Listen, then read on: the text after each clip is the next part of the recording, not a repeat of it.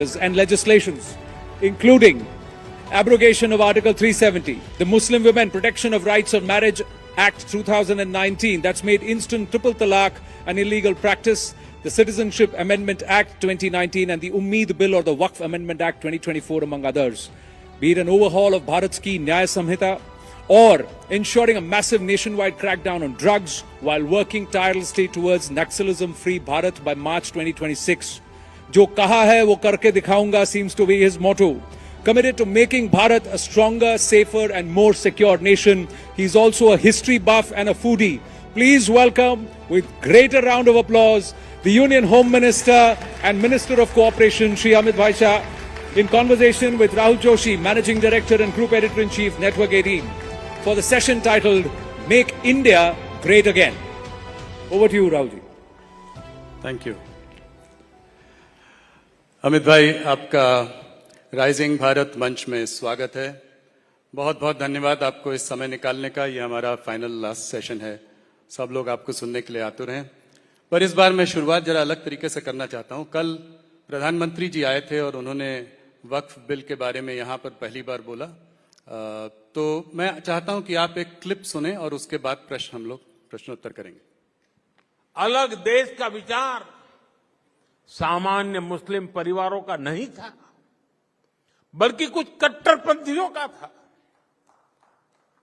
जिसको कांग्रेस के कुछ नेताओं ने खात्मा नहीं दिया ताकि वे सत्ता के अकेले दावेदार बन सके। साथियों, तुष्टीकरण की इस राजनीति में कांग्रेस को सत्ता मिली, कुछ कट्टरपंथी नेताओं को ताकत और दौलत मिली, लेकिन सवाल ये है, आम मुसलमान को क्या मिला? गरीब पसबंदा मुसलमान को क्या मिला? उसे मिली उपेक्षा, उसे मिली अशिक्षा, उसे मिली बेरोजगारी। और मुस्लिम महिलाओं को क्या मिला? उन्हें मिला शाहबानो जैसा अन्याय, जहां उनका संवैधानिक हक कट्टरपंथ की भेंट चढ़ गया। अमित जी, मोदी जी ने कहा कि उस वक्त के जो नेता थे उन्होंने राष्ट्रहित को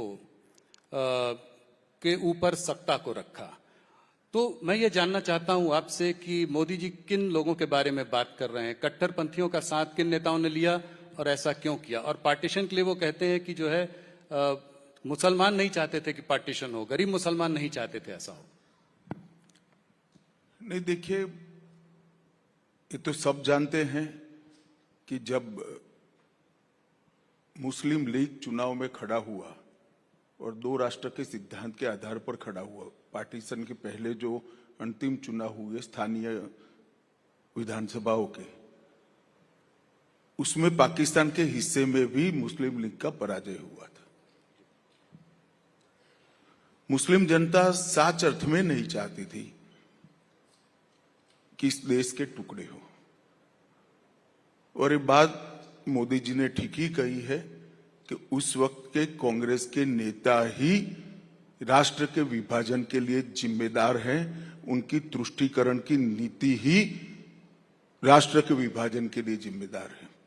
और आज मैं आपके कार्यक्रम के माध्यम से मैं देश के युवाओं को विशेषकर कहना चाहता हूं, बाकी कुछ भी सहन करना, मगर तुष्टीकरण ऐसा जहरीला नासूर है जिसको देश से हमेशा के लिए युवा पीढ़ी ने उखाड़ कर फेंक देना चाहिए। जो तुष्टीकरण की राजनीति करते हैं वो देश हितों के साथ समाधान करते हैं, वो देश हित की नीतियों के साथ वोट बैंक के कारण कॉम्प्रोमाइज करते हैं और देश के अंदर ही एक नया देश बनाने का बीज बोने का काम करते हैं। मगर मोदी जी थोड़े चिंतित दिखते हैं। मैं भी कहना चाहता हूं युवाओं को कि समय बहुत निकल गया है। मोदी जी ने ही 10 साल में इस देश को जातिवाद, परिवारवाद और तुष्टीकरण से मुक्त कराकर विकास की राजनीति की ओर ले जाने का काम किया है। हमारी युवा पीढ़ी ने इसको आगे बढ़ाना हो। दल कोई भी तय करिए, दल के अंदर युवाओं को समान मौके होने चाहिए। दल की नीतियां दल के हित में नहीं बननी चाहिए, देश के हित में बननी चाहिए। और दल जातिवाद, प्रांतवाद, भाषावाद से ऊपर उठकर देश की चिंता करने वाला दल होना चाहिए। दल कोई भी चुनिए, वोट उसी को दीजिए जो दल जातिवाद, तुष्टीकरण और परिवारवाद से मुक्त हो।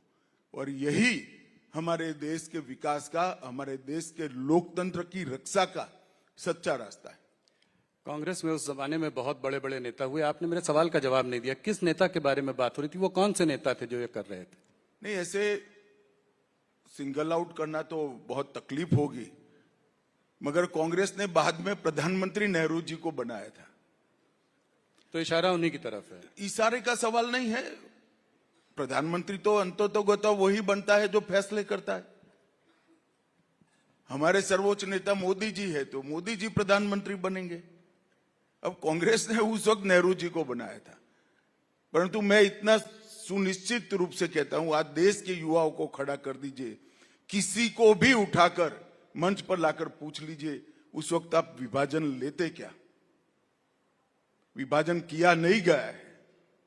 कांग्रेस पार्टी के उस वक्त के नेताओं ने विभाजन को स्वीकार किया है। और ये मैं मानता हूं, इससे बड़ा देश, इससे समझौता कोई हो नहीं सकता था। अमित जी, दूसरे सवाल की ओर चलते हैं। आप कहते हैं कि वक्फ बिल लाकर आप लोगों ने मुसलमानों पर अन्याय खत्म कर दिया, और मुसलमान समुदाय ये कहता है कि उससे बड़ा कोई अन्याय ही नहीं है। देखिए राहुल जी, आप पूरे समुदाय के नाम से इतना बड़ा लोडेड स्टेटमेंट मत करिए, आपको तकलीफ आएगा। मुसलमान समुदाय ऐसा नहीं चाहता है उनके साथ अन्याय है, कुछ गिने चुने नेता चाहते हैं। मैं आपको दो चार सरल सवाल पूछता हूं जी। अभी का जो वक्फ का कानून है, इसके अंदर महिलाओं के लिए कोई कंपलसरी प्रावधान है क्या? आना चाहिए या नहीं आना चाहिए? इस देश की मुस्लिम महिलाओं को वक्फ बोर्ड और वक्फ काउंसिल में हिस्सा मिलना चाहिए या नहीं मिलना चाहिए? 80% मुस्लिम समाज पसमंदाओं का है, जो गरीब है, एक प्रकार से ओबीसी है, उनको वक्फ में प्रतिनिधित्व मिलना चाहिए या नहीं मिलना चाहिए? जी। सिया, आगा खानी, दाऊदी वोरा, मोहम्मदिया, अहमदिया, ये सारे मुसलमानों का कोई प्रतिनिधित्व नहीं है। वो भी मुसलमान है, क्यों नहीं मिलना चाहिए भाई? और कांग्रेस पार्टी तो माइनॉरिटी की बात करती है, तो माइनॉरिटी विद इन माइनॉरिटी को हम रखते हैं तो विरोध करते हैं। ये जो बिल आया है, वो बिल मुस्लिम समाज के हरेक अंग का प्रतिनिधित्व करने वाला बिल है। दूसरा, आज मैं, आपने बहस देखी ही होगी, कांग्रेस के नेता कहते थे कि क्या गलत हुआ है। मैं आज देश की जनता को टीवी 18 के कार्यक्रम के माध्यम से बताना चाहता हूं कि आजादी से लेकर 2013 तक, आजादी से लेकर 2013 तक, इस्लाम जब से भारत में आया तब से जितनी वक्फ में भूमि वक्फ घोषित की गई, वो 18 लाख एकड़ थी, जिसमें मुगलों के पहले से भी जो वक्फ हुए हैं वो सारे आ गए, क्योंकि दिल्ली में तो वक्फ सल्तनत काल में हो गया था। और 2013 का कानून आने के बाद 18 लाख एकड़ में 21 लाख एकड़ भूमि और बढ़ गई। तो यही बताता है कि 2013 के कानून में आपने ऐसी व्यवस्था करी जो न्यायपूर्ण नहीं थी। किसी की भी भूमि को आपने वक्फ घोषित कर दिया, चाहे भूमि हिंदू की थी, पूरे के पूरे गांव वक्फ घोषित हो गए जिसमें लोग रह रहे हैं। कहीं मंदिर 1500 साल पुराने मंदिर वक्फ घोषित हो गए जहां पूजन अर्चन होता है। इस तरह से कैसे चल सकता है? और ये 2013 के पहले नहीं था। 2014 के चुनाव के एंड मौके पर कांग्रेस पार्टी ने अपनी वोट बैंक सुनिश्चित करने के लिए काम किया था। और मैं आपको कहना चाहता हूं, सारे मुसलमान भाई भी मुझे सुनते होंगे, ये 39 लाख एकड़ भूमि हुई है। इसमें से आर्गुमेंट करते कुछ तो कब्रिस्तान है, कुछ तो मस्जिद है, कुछ तो दरगाह है, ये सब मिल मिलाकर 5% से ज्यादा नहीं है। 39 लाख एकड़ की भूमि से राजस्व क्या मिलता है, आय क्या मिलती है? 123 करोड़ रुपया। रेलवे और सेना से बड़ी भूमि है भाई ये। तो ये आय कहां जा रही है?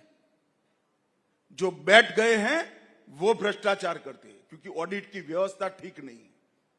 हमने कानून के माध्यम से ऑडिट की व्यवस्था ठीक करी है। कानून के माध्यम से मुस्लिम समाज के हर तबके को इसके अंदर प्रतिनिधित्व दिया है। और उनका एक बहुत बड़ा आर्गुमेंट है कि हमारे धार्मिक मामलों में दखल देना। राहुल भाई, इससे बड़ा झूठ कोई हो नहीं सकता। वक्फ जो है वो वाकिफ बनाता है और मुतव्विल इसका मैनेजमेंट करता है। वक्फ बाकी सारे धर्मों के हिसाब से देखे तो ये ट्रस्ट है। ट्रस्ट तो उसी का होता है जो वो बनाता है। वक्फ उसी का होता है जो बनाते। इसमें कोई नॉन मुस्लिम रखने का प्रोविजन हमने नहीं किया है। पर 2 मेंबर वो तो आपने डाले हैं ना? वो वक्फ बोर्ड में डाले हैं और वक्फ काउंसिल में डाले। वो कहते हैं टेंपल ट्रस्ट में। सुनो ना भाई, टेंपल ट्रस्ट है ना जी। टेंपल ट्रस्ट में नहीं रख सकते, वक्फ में भी नहीं रख सकते। पर चैरिटी कमिश्नर हिंदू हो गए, कंपलसरी है क्या? वो सिख भी हो सकता है, मुसलमान भी हो सकता है, क्रिश्चियन भी हो सकता है। टेंपल ट्रस्ट में नहीं रखना चाहिए, मैं भी मानता हूं। वक्फ में भी नहीं रख रहे हैं। जैसे ट्रस्ट होता है, इसका मैनेजमेंट अगर रिलीजियस ट्रस्ट है तो हिंदुओं के हाथ में होना चाहिए।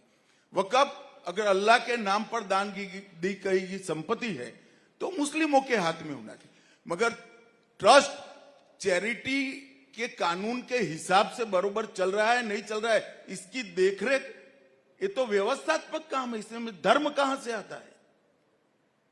फिर भी हमने तो 22 में 2 रखे हैं भाई, 14 में 2 रखे हैं। और एक बात मुझे बताओ, जो मैंने पहले कहा पूरे के गांव कर दिए वक्फ, कोई मंदिर भी कर दिए, तो ये संपत्ति का डिस्प्यूट नॉन हिंदू का भी है या नहीं है? जी हुआ या नहीं हुआ? जी। तो वो पार्टी है या नहीं है? 2 हिंदू इसका पक्ष न्यूट्रलिटी से देखेंगे तो क्या बिगड़ जाएगा? क्या इस देश में हिंदुओं को इतना भी अधिकार नहीं है भाई? ये बिल्कुल खोखली बात है जो कांग्रेस ने फिर से उनके समाप्त होते हुए अस्तित्व को आधार देने के लिए एपीसमेंट की पॉलिसी। और अगर इतना ही था तो प्रियंका जी तो वोट डालने भी नहीं आई, राहुल जी ने भाषण भी नहीं कराया। अगर आपकी पार्टी की प्रमुख पॉलिसी है तो पार्लियामेंट से बड़ा मंच क्या हो सकता है? लोकतंत्र में सबसे बड़ी पंचायत है। राहुल जी वहां बोले ही नहीं। इनकी पार्टी को 50% समय दिया था हमने, 50%, और कहते हैं हमें बोलने नहीं देते। भाई आपकी पार्टी के वक्ता तो आप तय करोगे, आप बोले ही नहीं। अब हम क्या कर सकते हैं? अब चिल्लाएंगे रोड पर, हमें बोलने नहीं देते, हमें बोलने देते थे। उनकी पार्टी को जो टाइम दिया है उसमें पूरा टाइम राहुल गांधी बोल सकते थे। ना उनकी पार्टी चाहती है ना वो चाहती है। जी ऑपोजिशन पार्टीज ये भी कह रही हैं कि ये जो नैरेटिव आप बना रहे हैं, आप भी बहुत दमखम से बोले लोकसभा में, कल प्रधानमंत्री जी ने भी शानदार स्पीच दी यहाँ पे। वो कह रहे हैं ये पासमंदा मुसलमानों और महिलाओं को, गरीब मुसलमानों को अपनी तरफ वो करने का एक तरीका है, एक वोट बैंक को उनका वो करना। पर मेरा क्वेश्चन थोड़ा लार्जर है। क्या आपको लगता है कि मुसलमान भारतीय जनता पार्टी के संग कभी आएगा? क्या कोई ये ट्रस्ट बिल्ड हो पाएगा आने वाले समय में जिससे कि आपको उधर से भी कुछ वोट मिलेंगे? देखो राहुल जी, हर काम वोट के लिए नहीं करते हैं। अगर हर काम वोट के लिए होता तो हमने इतने बड़े बड़े फैसले किए, वो न कर पाते। जी। कुछ काम देश के अंदर गलत पॉलिसियों को निकालने के लिए भी करने पड़ते हैं, और वो ही कर सकते हैं जो देश का सोचते हैं। और अगर ये लोग ऐसा सोचते हैं कि हमारा ऐसा करने का उद्देश्य है कि मुस्लिम बहनें हमें वोट दे दे, पसमंदा मुसलमान हमें वोट दे दे, सिया, बोहरा, आगा खानी, मोहम्मदिया, ये सारे हमें वोट दे दे, तो आप क्यों नाराज कर रहे हो भाई? आप भी ले लो, स्वीकार कर लो इसको। वो करने की खातिर आर्गुमेंट करते हैं। उनको भी मालूम है वोट का मामला नहीं है, व्यवस्थापन का मामला है। अमित जी, जब सीए का बिल पारित हुआ था तब उस वक्त थोड़ा हिंसा का माहौल बना था देश में। कुछ आप लोगों को कोई इस बात की चिंता है कि इस बार भी बहुत कुछ हिंसा अच्छा हो सकती? किया आप सीए निकाल दिया। मैं चाहता था कोई पूछे, कोई पूछता नहीं था। आपने पूछ ही लिया, अच्छा हो गया। भाई पूरे देश के सामने ढिंढोरा पिटा राहुल गांधी एंड कंपनी ने कि सीएए से मुसलमानों की नागरिकता चली जाएगी। अब सीएए पूर्णतया लागू होने से 2 साल हो गए। मैं राहुल गांधी को सार्वजनिक चुनौती देता हूं, एक भी मुसलमान की अगर नागरिकता गई है तो हमें बताएं।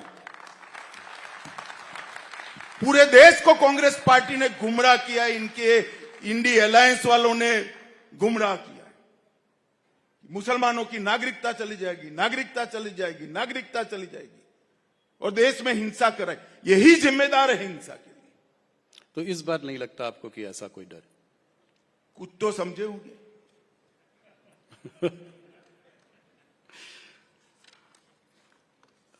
अमित जी, थोड़ा दूसरे सब्जेक्ट डिलिमिटेशन की ओर बढ़ते हैं। ये मुद्दा भी बहुत गर्म रहा है पिछले कुछ महीनों में। तो डिलिमिटेशन से क्या आप आज ये आश्वासन साउथ सदर्न स्टेट्स को दे सकते हैं कि डिलिमिटेशन से उनकी सीटों पे कोई कमी नहीं आएगी प्रोपोर्शनेटली? देखो, मेरे कोरे आश्वासन से शायद साउथ के हमारे भारतीय है वो नहीं समझ पाएंगे। मैं थोड़ा कहना चाहता हूं। जरूर। हिमाचल में कांग्रेस की सरकार है जी। वहां डिलिमिटेशन के लिए कुछ हो रहा है? जरा बोलो ना भाई। हाँ, जी जी। नहीं हो रहा है। नहीं। कई जगह इंडिया अलायंस की सरकार है, वहां डिलिमिटेशन के लिए कुछ हो रहा है? नहीं। सिर्फ तमिलनाडु में क्यों हो रहा है? चुनाव आ रहा है। चुनाव है। अभी डिलिमिटेशन सरकार ने घोषित किया है क्या? जी नहीं। नहीं। एक सेकंड। हाँ, जी जी। डिलिमिटेशन एक्ट हमने बनाया है क्या? नहीं बना है। जी नहीं। डिलिमिटेशन कमीशन में किसी सुप्रीम कोर्ट के जज को अपॉइंट किया है क्या? नहीं किया है। तो आज है क्या? क्योंकि रैंपड करप्शन कर कर तमिलनाडु की जनता आपके खिलाफ हो गई है। इसको ढकने के लिए ये मुद्दा आज उठा रहे हो। आज बुरहत क्या है डिलिमिटेशन लाने का? मगर आपने कहा है, मैं स्पष्टता कर ही देता हूं। दक्षिण के किसी भी राज्य ने, किसी भी मतदाता ने, किसी भी पॉलिटिकल पार्टी ने चिंता करने की जरूरत नहीं है। भारतीय जनता पार्टी का वादा है कि किसी को अन्याय नहीं होगा। आपकी प्रोरेटा सीटें बनी रहेंगी। तो मतलब अगर 7.5 सीटें होंगी तो प्रोरेटा के हिसाब से उनकी जो बनती है 180 मैंने वोट कह ही दिया भैया। हाँ, जी। पहले भी कह चुका हूं, जी। मगर ये सुनना ही नहीं चाहते जी। क्योंकि ये शोर शराबा बंद कर देते हैं तो उनको करप्शन का जवाब देना पड़ेगा, उनको परिवारवाद का जवाब देना पड़ेगा। चुनाव मुद्दे पर वो चाहते नहीं। तो जैसे 750 सीटें अगर हो गई तो उत्तर प्रदेश की सीटें भी बढ़ के 110-120 हो जाएंगी, तो ये बहुत बड़ा नंबर है। राहुल जी, जी। ऐसा है कि डिलिमिटेशन कमीशन का हर बार एक्ट बनाना पड़ता है। अभी तक की एक्ट का आयुष्य 25 तक था। अब नया एक्ट आएगा तो वो भी समझते हैं, हम भी समझते हैं, पार्लियामेंट में आएगा। छिप छिपा कर नहीं हो सकता। इसके पहले ऑल पार्टी कंसल्टेशन होगा, एक्ट आएगा, शायद समिति को भी जाएगा या डायरेक्ट भी होगा, तो चर्चा होगी ना। जी। अभी कुछ आया ही नहीं है और आप हो अल्लाह कर रहे हो क्योंकि आपको चुनाव में मुद्दा चाहिए। मैं ये कह रहा था कि अगर उत्तर प्रदेश में इतनी ज्यादा सीटें हों तो जैसे मायावती जी एक समय कहा करती थी कि उस प्रदेश का विभाजन होना चाहिए, चार टुकड़ों में उसको बांटना चाहिए। देखिए वो वोट बैंक के लिए कर रहे हो, आप टीआरपी के लिए कर रहे हो। अभी भैया आया ही नहीं है डिलिमिटेशन, काहे को डिलिमिटेशन करते हैं। डिलिमिटेशन अमित जी तभी हो सकता है जब नया सेंसस आए, तो ये कैसे होगा, कब होगा? और इसमें कास्ट सेंसस की जो बात चल रही है, जो ऑपोजिशन की भी डिमांड है, उस पर आपका क्या विचार? गट डिलिमिटेशन भी 2001 के जनगणना के आधार पर हुआ था, ऐसा जरूरी नहीं है, परंतु डिलिमिटेशन जब भी करना पड़ेगा किस प्रकार से करेंगे, किस जनगणना के आधार पर करेंगे और किस प्रकार से करेंगे, ये सारा एक कानून बनकर संसद में पारित होता है, तब जाकर डिलिमिटेशन की प्रक्रिया शुरू होती है, क्योंकि वो हमारे लोकतंत्र का मूल आधार है। जो लोकतंत्र को सत्ता तय करने का कॉलेजियम है, हमारी संसद है, हमारी विधायिका है, वो वहीं से चुनकर आती है। तो उनकी कॉन्स्टिट्यूएंसी का डिजाइन करना इससे बड़ा महत्वपूर्ण कार्य लोकतंत्र में और कोई हो नहीं सकता। वो पार्लियामेंट के कानून से, और पार्लियामेंट के कानून को राष्ट्रपति महोदय के अनुमोदन के बाद ही होता है और उसमें कोई पार्टी इन्वॉल्व नहीं होती है।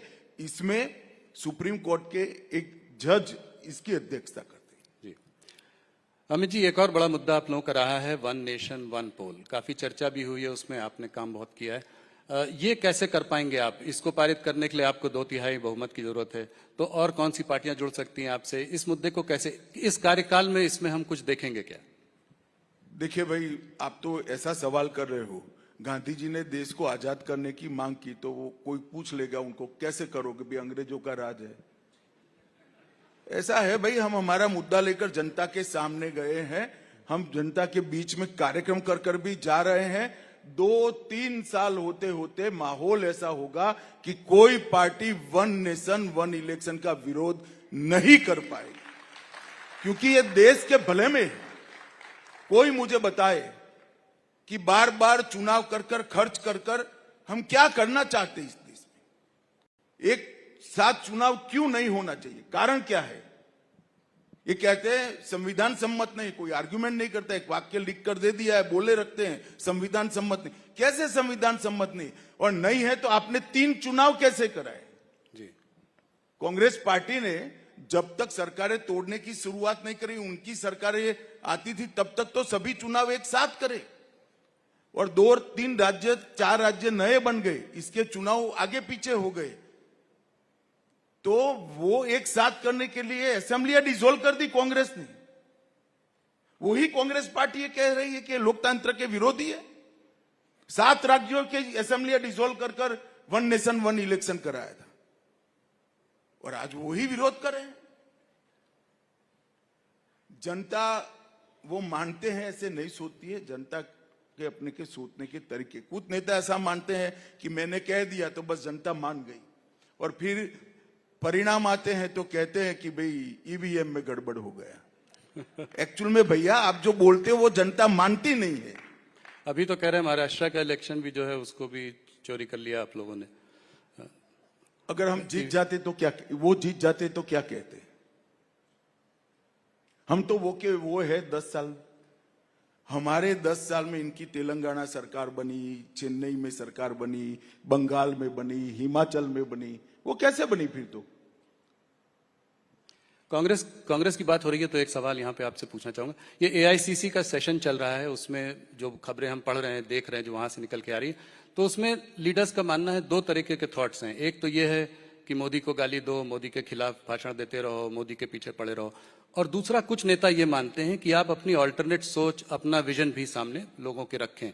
आप क्या कहना चाहेंगे इस पर राहुल? देखिए, इसका मतलब है कुछ तो समझ वाले लोग अभी भी वहां बचे हैं क्योंकि इतने सालों का अनुभव है, 2001 से लेकर 2025 तक का, जितनी बार मोदी जी को गाली दी, इनकी माता जी ने भी दे दी, इन्होंने भी दे दी, जितनी बार गाली दी मोदी जी और मजबूत होकर बाहर आए हैं।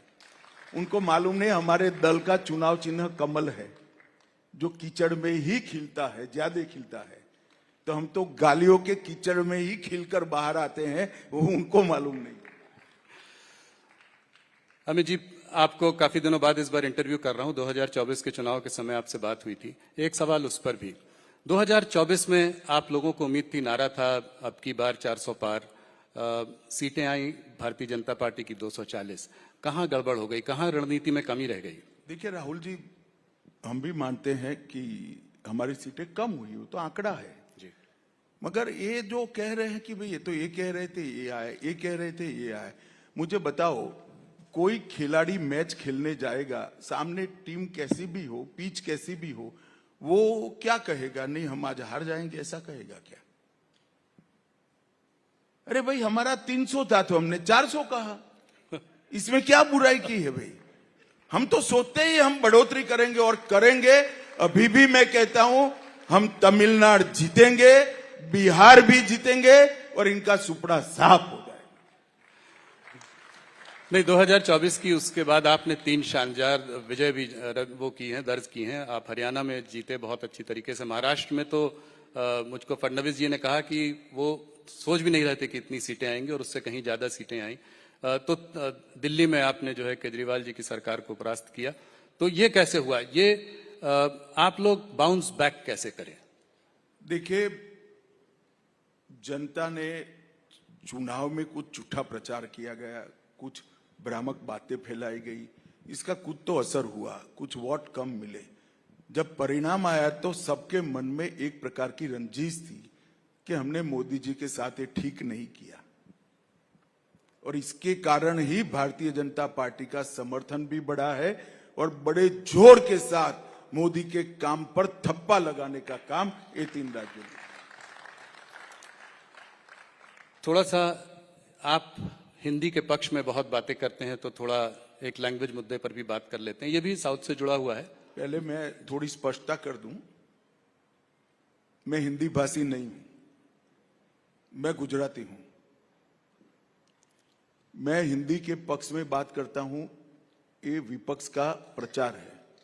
मैं भारतीय भाषाओं की बात जरूर करता हूं और मैं मानता हूं कि इस देश को अपनी संस्कृति, अपने संस्कार और अपने इतिहास के साथ जुड़ना है तो देश की हर एक भाषा को जिंदा रखना पड़ेगा, और ये मेरा अकेले का नहीं, देश का हर नागरिक का दायित्व है।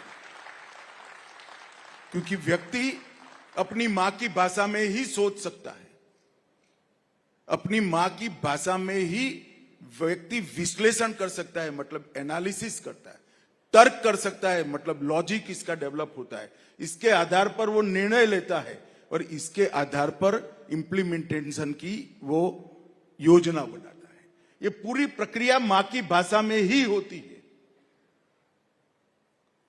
मगर अब कुछ लोगों की भाषा यहां की नहीं है मां की, तो मैं क्या कर सकता हूं भाई? मैं तो भारत में जन्मा हूं, तो भारत की भाषाओं की बात करता हूं। ये सब निरर्थक हो अल्लाह करते हैं। मैं आपको बताता हूं कि हमारे आने से पहले, मेरा स्पष्ट मानना है, हमारे आने से पहले कांग्रेस पार्टी ने इतने सालों तक हिंदी और अंग्रेजी को सभी भाषाओं के बच्चों पर थोपा था। यूपीएससी की परीक्षा जो आईएएस आईपीएस की थी, वो अन्य भाषा में नहीं आती। 2015 में नरेंद्र मोदी ने निर्णय किया कि आप तमिल में भी पेपर दे सकते हो, गुजराती में भी दे सकते हो, मराठी में भी दे सकते हो, मलयाली में भी दे सकते हो। 2020 तक सीएपीएफ की जो भर्ती होती है, इनका पेपर सिर्फ हिंदी और अंग्रेजी में लिखा जाता था, आज 13 भाषाओं में लिखा जाता है। हमने तो तमिल की एंट्री की है, गुजराती की एंट्री की है, मराठी बंगाली की एंट्री भारतीय जनता पार्टी ने की, आपने अंग्रेजी पर छोड़ दिया था। इनके समय के अंदर लोकल स्टेशनों पर लोकल भाषा में अनाउंसमेंट भी नहीं होते थे, वो भी हमने किए। इनके समय में मेडिकल और इंजीनियरिंग कंपलसरी अंग्रेजी में ही पढ़नी पड़ती थी, हमने उसको स्थानीय भाषा में एंट्री करा दी और आज मध्य प्रदेश में हो चुका है, उत्तर प्रदेश आगे बढ़ चुका है, राजस्थान आगे बढ़ चुका है। पूरे के पूरे मेडिकल के कोर्स हिंदी में अनुवादित हो गए। 13 भाषा में इंजीनियरिंग पढ़ाने की व्यवस्था 2026 के पहले हम कर देंगे। तो डीएमके का ये कहना हिंदी, हिंदू, हिंदुस्तान ये गलत है कि आप लोग? नहीं भाई, मैं देखो अभी मोदी जी गए थे, उन्होंने बहुत अच्छे तरीके से कहा कि एक भी डीएमके नेता का सिग्नेचर तमिल में हो तो बताओ मुझे। अंग्रेजी में करते हैं। हमारे राज्यों ने तो अपनी भाषा में मेडिकल इंजीनियरिंग के कोर्स का अनुवाद कर दिया, वो तमिल में शुरू भी नहीं करते हैं जी। और वो तमिल की बात कर रहे हैं। एक गर्म मुद्दा जो कि सिर्फ भारत का ही मुद्दा नहीं है, पूरे विश्व भर का मुद्दा है, वो है टैरिफ का मुद्दा। तो ये जो टैरिफ वॉर चल रहा है इस वक्त, उसका भारत पर क्या असर होगा, आप ये जरा सा समझाएं। देखिए, असर का आकलन करने के लिए बहुत जल्दबाजी होगी। सिर्फ अकेले भारत पर टैरिफ नहीं डाला गया है, ढेर सारे देशों पर डाला गया है। हमारे कितने ऑप्शन खुलेंगे, अमेरिका में भी हमसे ज्यादा हमारे स्पर्धक है, वो देशों पर टैरिफ डाला गया है। तो इसका असर क्या होगा? हो सकता है कि हमारा सामान ज्यादा भी जा सकता है, कई सारे देशों में हमारे सामान जाने की व्यवस्था भी होगी। बहुत कॉम्प्लेक्स मसला है, इसमें इतनी जल्दबाजी में इसका असर का आकलन किसी को नहीं करना चाहिए। पैनिक एक जो आ रहा है, आपको लगता है कि भारत में कोई ऐसा पैनिक का कोई वो नहीं? मुझे लगता है कि देश की जनता ऐसे पैनिक में कभी आती नहीं है। ये थोड़ा मीडियाबाजी होती है तो असर तो होता है, असर नहीं होता है ऐसा नहीं, मगर धीरे धीरे संभल जाएगा। अमित जी, सब लोग जानना चाहते हैं, मेरे कुछ कॉलीग्स ने भी बोला है कि आपसे जरूर पूछूं कि भारतीय जनता पार्टी का अगला अध्यक्ष कौन होगा। बहुत दिनों से चर्चा चल रही है, सुर्खियों में भी है, मगर कोई नाम निकल कर नहीं आ रहा है। अभी तक तय नहीं हुआ है। बिल्कुल तय नहीं हुआ, तो कितना समय लगेगा? आपकी मुस्कुराहट से मुझे लग रहा है कि कुछ नहीं बता रहे, कुछ छुपा रहे हैं। भाई 13 करोड़ के मेंबरशिप के पार्टी का अध्यक्ष छिपा नहीं रह सकता ना, तय होगा उसी दिन सार्वजनिक हो जाएगा। वो पर्चा भरेंगे तो तुरंत ही नाम घोषित हो जाएगा। तो समय क्यों लग रहा है अभी तक? तो जी समय लग रहा है जी।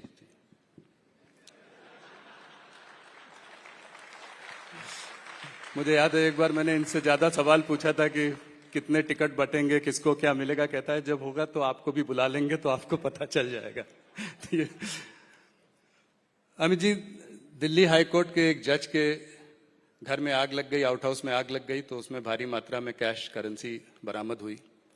तो मेरा सवाल यह है कि इस तरह का एक चित्र देश के सामने आया है, तो क्या आप संतुष्ट हैं कि इसके पीछे क्या कार्यवाही चल रही है, क्या होना चाहिए, कैसे लोगों को विश्वास दिलाया जाए कि देखिए, परंपराओं से जो परंपरा अब तक बनी है वो ये है कि जुडिशरी की जांच में इनिशिएटिव, अगर हाईकोर्ट जज के लिए कोई मसला खड़ा होता है तो सुप्रीम कोर्ट के सर्वोच्च न्यायाधीश ने लेना होता है।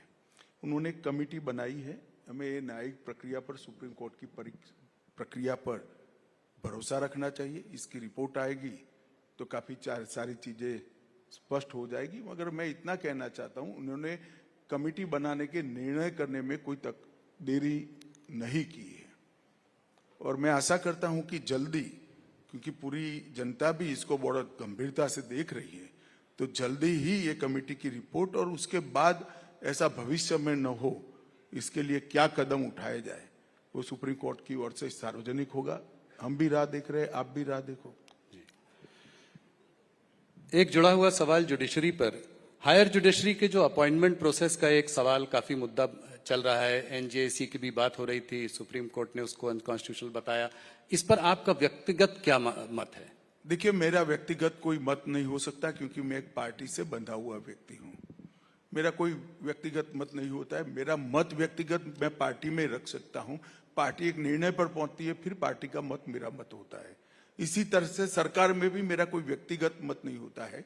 व्यक्तिगत मत जब प्रधानमंत्री जी चर्चा करते हो तब मुझे रखना होता है, या तो कैबिनेट में रखना होता है। इसके बाहर तो कैबिनेट का जो डिसीजन होता है वही हमारा डिसीजन होता है।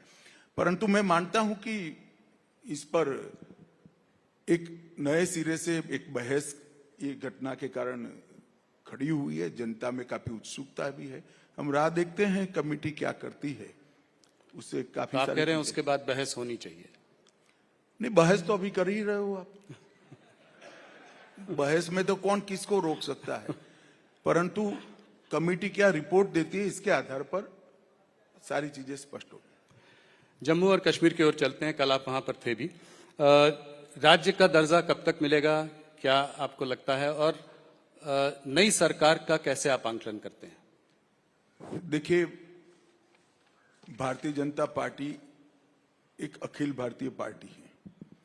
हमने भारत में दो नेताओं के नेतृत्व में सरकार बनाई, एक अटल जी के नेतृत्व में बनाई और एक लंबे समय के लिए लगातार तीसरी बार मोदी जी के नेतृत्व में बनाई। भारतीय जनता पार्टी ने कभी भी केंद्र में सत्ता रहते वक्त राज्य सरकार किसकी है वो नहीं सोचा है, ना हम कश्मीर के लिए सोच रहे हैं। कल ही मैं रिव्यू करने के लिए गया था, उमर साहब मेरे साथ ही बैठे थे, भोजन भी किया, बड़े अच्छे से उनकी फोटो भी आई है। जी जी। और हम सभी राज्य सरकारों के साथ जिस तरह का हमारा व्यवहार होता है इसी का है, परंतु सुरक्षा और अलगाववाद इस पर हमारा स्टैंड फर्म है, इसमें कोई कॉम्प्रोमाइज ना हम करेंगे ना किसी को करने देंगे। अभी कठुआ क्षेत्र में कुछ घुसपैठी की घटना जरा सा सामने आई है, इसमें कुछ आपको लगता है ये पाकिस्तान स्पॉन्सर टेररिज्म टाइप के कुछ? नहीं, घुसपैठ तो पाकिस्तान के अलावा रसिया से कैसे हो सकता है, वहीं से हो सकता है, और ये तो सालों से कर रहे हैं। मगर देश के जवान बहुत मुस्तैद है, देश की सरकार भी मुस्तैद है। हम यहाँ पर कोई कांड नहीं करने देंगे, और करेंगे तो दंडित भी करेंगे उनको।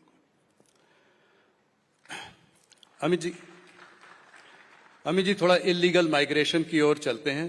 ये मुद्दा जो है आपने भी कई बार उठाया है, खासकर बांग्लादेश में जहां तख्ता पलट होने के बाद सर ये बढ़ा है, तो इस पर क्या कदम उठाएंगे कि ऐसा ना हो? इसको हम कैसे टैकल करेंगे? देखिए, सबसे पहले तो मैं इसके लिए बंगाल की जनता को विनती करना चाहता हूं, आने वाले चुनाव में भारतीय जनता पार्टी की सरकार बना दीजिए, ये समस्या वहीं से समाप्त हो जाए। इसलिए क्योंकि ममता जी हम पर आरोप लगाती हैं कि भाई बीएसएफ बॉर्डर को देख रही है और आप कैसे घुसपैठ हो रही है, और बंगाल से दिल्ली तक, बंगाल से जम्मू तक कैसे पहुंच जाते, भारत सरकार क्या कर रही है। पूरे देश को मालूम है कि बॉर्डर पर फेंसिंग करने के बाद भी लगभग 250 किलोमीटर बॉर्डर ऐसी है जहां फेंसिंग हो ही नहीं सकती। नाले हैं, बड़ी बड़ी नदियां हैं, विकट भौगोलिक परिस्थिति है, और 400 किलोमीटर बॉर्डर ऐसी है जहां पर बंगाल सरकार हमें फेंसिंग करने के लिए भूमि नहीं दे रही। अब जिस बॉर्डर में 600 किलोमीटर खुला रह जाए, वहां घुसपैठ का रोकना बहुत दिक्कत होता है। मूसलाधार बारिश में, ठंड में, गर्मी में नदियों के नाले खुले हैं, वहीं से आते हैं, न जाने घने जंगलों से। परंतु मैं एक छोटा सा सवाल देश की जनता के सामने, सवाल और स्पष्टता दोनों रखता हूं। वो आग तो गए देश में, चाहे रोहिंग्या हो चाहे बांग्लादेशी हो, उनका वोटर कार्ड कहां बन रहा है, जिसको लेकर वो पूरे देश भर में उत्तराखंड तक और कश्मीर तक ट्रैवल करते हैं। वो सारा वोटर कार्ड बंगाल के 24 परगना जिले से ही बनता है। हजारों पकड़े गए बांग्लादेशियों के पास से जो दस्तावेज मिलता है, जिला भी नहीं बदलते, इतना बेखौफ हो गए। सभी के फर्जी वोटर कार्ड, फर्जी आधार कार्ड, वो 24 परगना जिले के। और अब मैं ममता जी को पूछना चाहता हूं, किसकी जिम्मेदारी है? कोई विदेश से आता है, घुस गया, चलिए, इसकी जिम्मेदारी जनता तय करेगी। मगर घुस कर गांव में आया, क्या पटवारी को मालूम नहीं पड़ेगा कि गांव में 25 लोग नए आ गए हैं? क्या पुलिस वाले को मालूम नहीं पड़ेगा? कौन इनका आधार कार्ड बना रहा है, कौन उसका वोटर कार्ड? और वो कहती है आधार कार्ड भारत सरकार की एजेंसी अंततोगत्वा कलेक्टर होता है, जो आपके अधीन है। इलेक्शन कमीशन की भी एजेंसी तो कलेक्टर ही होता है, जो आपके अधीन है। परंतु ये सब इंडिया अलायंस की पार्टियों को उसमें अपना वोट बैंक दिखाई पड़ता है। तो इसका समाधान अब आसाम से क्यों बंद हो गया? जी, देखो भाई, समाधान तो हम जरूर ढूंढेंगे, मगर मैं तो इस मंच का उपयोग कर बंगाल की जनता को कहता हूं, इसका एक सरल समाधान है, इस बार कमल फूल की सरकार बना दीजिए, अपने आप समाधान आ जाएगा। क्या लगता है अगले चुनाव में भारतीय जनता पार्टी की सरकार बनेगी? पिछली बार भी बहुत वो था, पर आप लोग सरकार नहीं बना पाए और लोकसभा के चुनाव में भी धक्का लगाया आपको वहां। देखो भाई, ऐसा है, हमारे 4 मेंबर थे। मैं मीडिया का रुख, जिसमें आप भी आ जाते हो, वो समझाता हूं। हमारे 4 मेंबर थे, 4 से 77 हुए, हमें झटका लगा। जिस कांग्रेस पार्टी ने 23, सुनो ना यार, जिस कांग्रेस पार्टी ने 27 साल राज करा, ये 0 हो गए, उनको झटका नहीं लगा है। जिस कम्युनिस्ट पार्टी ने 27 साल राज करा, वो भी 0 हो गए, झटका नहीं लगा है। भाई 4 से हम 77 पहुंचे एक चुनाव में, तो 77 से कितना होता है, जरा गुणाकार करो। सरकार बनती है, और कई सरकार हमने बनाई है। नहीं 77 तो बहुत बड़ी आपकी वो थी, बहुत अच्छा प्रदर्शन रहा था। मैं ये कह रहा था कि अगला चुनाव को अगर देखें तो इस बार के लोकसभा चुनाव में ज्यादा अपेक्षा थी, कम सीटें आई। स्वाभाविक रूप से कम हुई है, मगर हमने इसके बाद में काफी हमारे संगठन का विस्तार भी किया है, सदस्यता भी की है, ड्राई एरिया में भी सदस्यता करी है, हमारे फुल टाइमर भी निकले हैं, और हम इसको अच्छे से देख रहे हैं। बंगाल केवल भारतीय जनता पार्टी के लिए जीतना जरूरी नहीं है, भारतीय जनता पार्टी के लिए जीतना तो जरूरी ही है, परंतु बंगाल देश के लिए भी भाजपा या तो कोई भी राष्ट्रवादी दल जीते, ये बहुत जरूरी है, इसलिए हम बंगाल के पीछे। अभी 25,000 जो अनलमेंट हुआ है सुप्रीम कोर्ट का डिसीजन, उसके खिलाफ भी ममता जी खड़ी हैं, कह रही हैं कि किसी की नौकरी नहीं जाएगी, मैं देखती हूँ कौन क्या करता है। चलिए, अब वो तो कुछ भी कह सकते हैं, मैं ऐसा नहीं बोल सकता कि सुप्रीम कोर्ट के फैसले को मैं नहीं मानूंगा, वरना आप लोग मेरे थोड़े से जो बाल बचे हैं वो भी नोच लोगे भैया। मोहम्मद यूनुस जी का कहना है कि बांग्लादेश के इस संदर्भ में एक सवाल और, कि जो वहां के इंटरिम लीडर हैं कि नॉर्थ ईस्ट स्टेट जो हैं वो लैंडलॉक्ड स्टेट्स हैं, और चाइना को जो है जो भी कुछ करना है वो बांग्लादेश के थ्रू जो है वो मार्केट एक्सेस है, चारों तरफ सी का वो है। इसको आप कैसे देखते हैं, इनके स्टेटमेंट को कैसे देखते हैं? देखिए, मैं इतना ही कहना चाहता हूं कि नरेंद्र मोदी की सरकार है, भारत की 1 इंच जमीन पर हम किसी को आंख नहीं डालने देंगे, एंट्री का तो सवाल ही नहीं।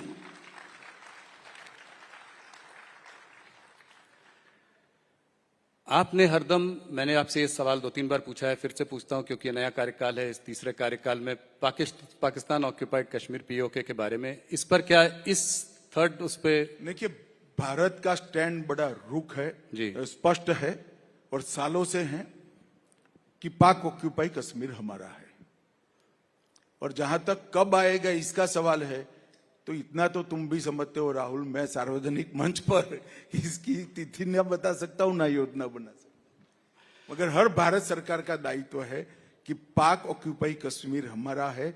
वो हमारा सिर्फ क्लेम नहीं है, हमारी बिलीफ है, और ऐतिहासिक डॉक्यूमेंट भी है, और हमारा लीगल केस भी मजबूत है। पाकिस्तान कहता है कि जो बलूचिस्तान में अटैक हो रहे हैं उसके पीछे इंडिया का हाथ है, इसको कैसे आप देखते हैं? चलिए, अब उनसे संभल नहीं पड़ता, वो तो कुछ ना कुछ कहेंगे, वहां की जनता को क्या करेंगे, मगर अब उनकी समस्या है, उनको निपटना चाहिए। पर क्या इंडिया सपोर्ट करता है बलूच लोगों के लिए इंडिपेंडेंट स्टेट? हमारी देखिए, इंडिया के सपोर्ट का सवाल ही नहीं होता। उनके यहां जिस प्रकार से शासन चल रहा है, इसके कारण कुछ प्रांतों में असंतोष है, इसको हम रिपेयर नहीं कर सकते। नेपाल में जो है, नेपाल में इस वक्त हिंदू राष्ट्र की जो है एक मांग है, इस मांग को आप कैसे देखते हैं? अब वहां पर भी डेमोक्रेसी है, सब लोग अपनी अपनी मांगे करते हैं। चाइना का स्टैंड जो है इधर कुछ सॉफन होता हुआ आपको दिख रहा है, हम लोग देख रहे हैं कि बातचीत बढ़ रही है, क्या चाइना से इन्वेस्टमेंट्स आने की कोई उम्मीद है? देखो, मैं मीडिया का आदमी नहीं हूं जी, एक स्टेटमेंट से देशों के रुख तय नहीं होते हैं, बहुत सारे हमारे मुद्दे हैं, सकारात्मक समाधान निकलता है तो अच्छी बात है। तहव्वुर राणा का जो है एक्स्ट्राडिशन जो है हो रहा है, वो कुछ दिनों में यहाँ आ जाएंगे। क्या डेविड हेडली के लिए भी हम ये वो करेंगे? कुछ उम्मीद है कि वो भी? देखिए, मोदी सरकार का प्रयास है कि जिन लोगों ने भी भारत की जमीन, भारत का सम्मान और भारत के नागरिकों के साथ दुर्व्यवहार भी किया है, वो हमारे कानून के जद में लाना चाहिए। और मैं मानता हूं तब राणा की यहां वापिस आना ये मोदी सरकार की कूटनीति का बहुत बड़ी सफलता है जी।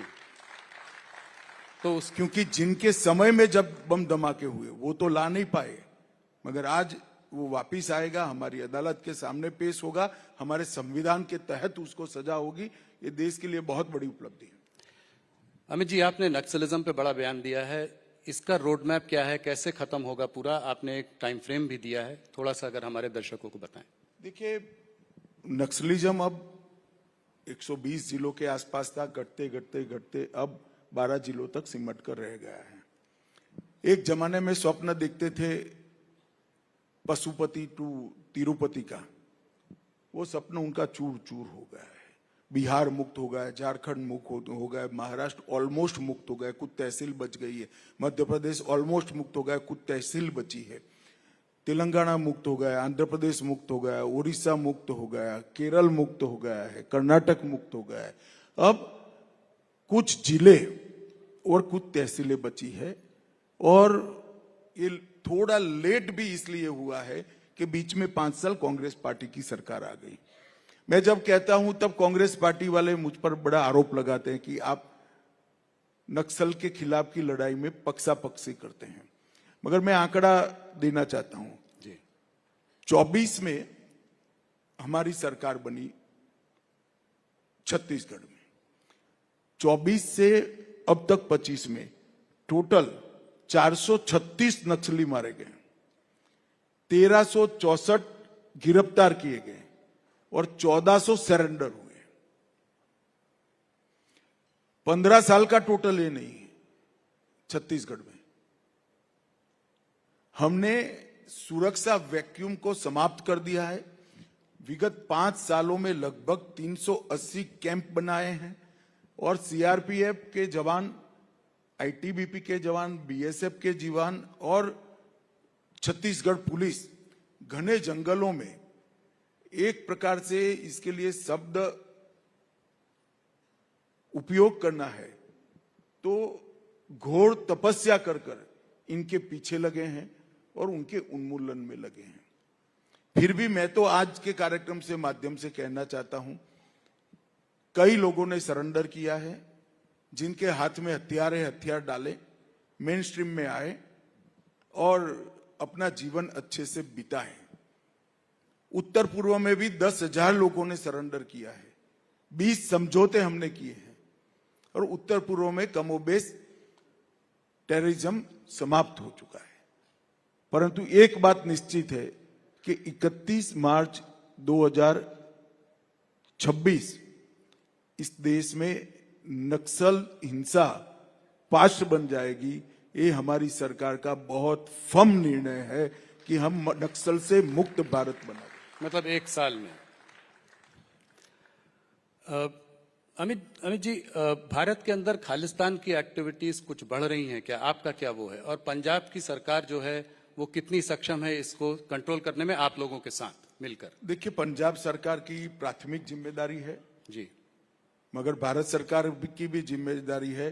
कोई भी किसी भी नाम से अगर देश को तोड़ने की बात करता है तो हम जरा भी सहन नहीं कर सकते और उसको बिल्कुल सख्ती के साथ दबाने का काम भारतीय जनता पार्टी की सरकार करेगी। पंजाब में क्या लगता है आपको, अगले चुनाव में भारतीय जनता पार्टी का क्या रोल, क्या भूमिका रहेगी? क्या आप अकाली दल के साथ लड़ेंगे? ऐसा कहते हैं कि सृष्टि की रचना ब्रह्मा जी ने करी है, पंजाब के अगले चुनाव का आकलन तो ब्रह्मा जी भी नहीं कर पाएंगे भैया। ऐसा मैच होकर पड़ा है। मगर मुझे आशा है कि चुनाव आते आते पंजाब की जनता एक अच्छे निर्णय की तरफ पहुंचेगी और एक पूर्ण बहुमत की सरकार कोई ना कोई जरूर बनाएगी। मणिपुर में आप जो है दोनों कम्युनिटीज के बीच बातचीत का माहौल एक बना रहे हैं, कब तक प्रेसिडेंट्स रूल रहेगा? कैसे, कब देखिए, प्रेसिडेंट रूल पूर्णतया नहीं लगाया गया है। अभी हमने असेंबली को सुषुप्त अवस्था में रखा है। जी, तो हमारा तो प्रयास है कि जल्दी से दोनों समुदायों के बीच में बातचीत हो और शांति स्थापित हो। कुछ सफलता मिली भी है, घटनाएं तो बंदी हुई है, मगर बातचीत में भी कुछ सफलता मिली है। परंतु मुझे लगता है कि 2-3 दौर की बाढ़ और होगी। जो सबसे पास चुनाव है वो है बिहार का चुनाव। तो क्या बिहार में क्या लगता है आपको, क्या नीतीश जी एनडीए अब तक के सबसे बड़े बहुमत के साथ बिहार में सरकार बनाएगा, इसमें कोई दो राय नहीं। और जो सीट शेयरिंग होगी वो क्या जैसे पिछली बार थी उसी प्रपोर्शन में वो तो रहेगी? प्रदेश में हमारी पार्टी और हमारे साथी दल बैठकर तय पर क्या नीतीश जी के चेहरा होंगे चुनाव का? बाकी देखिए, अभी तो मुख्यमंत्री नीतीश जी मुख्यमंत्री है ही, सवाल ही कहाँ है कोई। तो वही मुख्यमंत्री बनेंगे अगर आप जीतेंगे?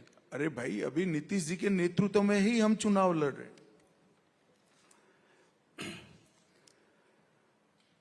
कुछ पर्सनल सवाल आपसे पूछना चाहूंगा। हर बार 2-3 पूछता हूं, पर इस बार भी पर्सनल कोशिश पूछकर क्या करोगे, कुछ निकलेगा नहीं यार। मैं फिर भी कोशिश करता हूं। मैंने सुना है कि आपका जब जन्म हुआ था तो आपका शरद पूनम के दिन जन्म हुआ था, तो बहुत दिनों तक आपको पूनम भाई के नाम से भी लोग जानते हैं, और आपके नामकरण में बहुत देरी भी हुई थी। इसकी क्या वजह थी, कुछ बताइए। नहीं, मेरी बुआ ने मन्नत मानी थी कि 5 साल का हूंगा तब नाम तय किया जाएगा। चूंकि मैं पूनम के दिन जन्मा था तो सब पूनम कहते थे। इसमें कोई बड़ा रहस्य नहीं है भाई, हर एक बच्चे के साथ गांव में होता है। एक कहानी जो मैंने आपसे भी सुनी है थोड़ी बहुत, कि जब आप 11 वर्ष के थे तो आपको आपके घर वाले चाहते थे कि आप यूएस चले जाएं, तो आप घर छोड़कर भाग गए। छोड़ो, मैं भारत छोड़कर कहीं नहीं जाने वाला, यहीं रहूंगा, यहीं लड़ूंगा और यहीं जीऊंगा। अगले साल मोदी जी के गवर्नेंस में करीब 25 साल पूरे हो जाएंगे, और आपने उनके संग बहुत क्लोजली बहुत समय तक काम किया है। इस केमिस्ट्री के बारे में कुछ बताएं, किस तरीके से ये जोड़ी इतने साल से साथ में काम कर रही है, आप एक दूसरे को कैसे कॉम्प्लीमेंट करते हैं? देखिए,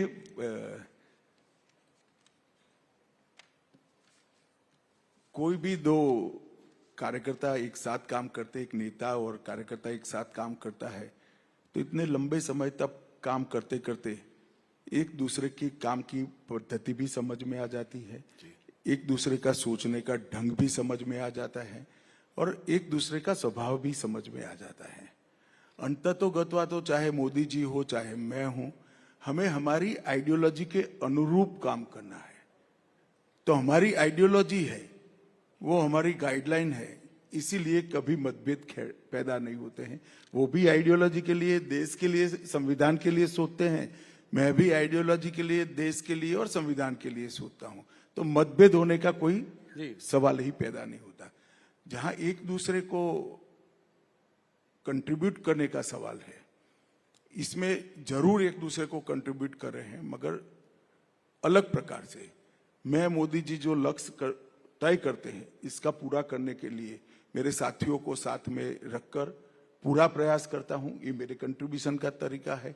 मोदी जी हमारे नेता है, हम सब कार्यकर्ता जो इनके साथ तैयार हुए, इनके नीचे काम कर रहे हैं, वो सभी के छोटी गलतियां हैं, उनको मोदी जी माफ कर कर सुधारते हैं। तो हमें भी वो कंट्रीब्यूट करते हैं एक तरफ से कंप्लीट बनाने में। तो इस तरह से एक दूसरे का कंट्रीब्यूशन हो ही जाता है। परंतु ये उदाहरण जो आप दे रहे हो नरेंद्र मोदी और अमित शाह का, ऐसे नरेंद्र मोदी के साथ जुड़े हुए इस देश में हजारों कार्यकर्ता है, जिनमें कार्यकर्ता बनाने से लेकर उसको बड़ा सोचने तक, तरीके से सोचने तक की पूरी प्रक्रिया नरेंद्र मोदी जी ने की है, हमारे कई नेताओं ने की है, और ये बहुत बड़ी बात है। और इसी के कारण हम चुनाव अनेक हारे, मगर हमारी पार्टी कभी टूटी नहीं। जी, चुनाव हारे, हम साफ नहीं हो गए। यूपी में कांग्रेस चुनाव हारी, साफ हो गई। बिहार में चुनाव हारी, साफ हो गई। हम साफ नहीं होते, इसी का कारण है कि हमारे कार्यकर्ता आइडियोलॉजी के लिए काम करते हैं, देश के लिए काम करते हैं, देश के संविधान के लिए काम करते हैं। अमित जी, एक आखिरी सवाल। अगर एक दिन मान लीजिए आपको बिल्कुल फुर्सत हो कुछ भी करने को ना हो, कोई मीटिंग ना हो, आपके पास पूरा समय हो अपने लिए, तो आप क्या करेंगे उस दिन? मेरे पास 8,000 पुस्तकें हैं, काफी सारे पढ़ने का बाकी है, और मुझे शास्त्रीय संगीत का भी बहुत बहुत शौक है, जिसको मैं समय नहीं देना पड़ता। पुस्तक तो जरूर पढ़ूंगा और संगीत सुनते सुनते पढ़ूंगा। अमित जी, आज आप हमारे संग जुड़े, आपने हमारे सारे प्रश्नों का उत्तर दिया। आपका राइजिंग भारत मंच पे आने के लिए बहुत बहुत धन्यवाद। You can be a little more generous with your applause. He's been so candid, forthright in his answers. Amit ji, thank you so much. Ladies and gentlemen, please stay in the auditorium because we have Dr. L. Subramaniam, Kavita Krishnamurthy ji, Bindu Subramaniam and Ambi Subramaniam taking the stage for a mesmerizing performance. We request you all to please stay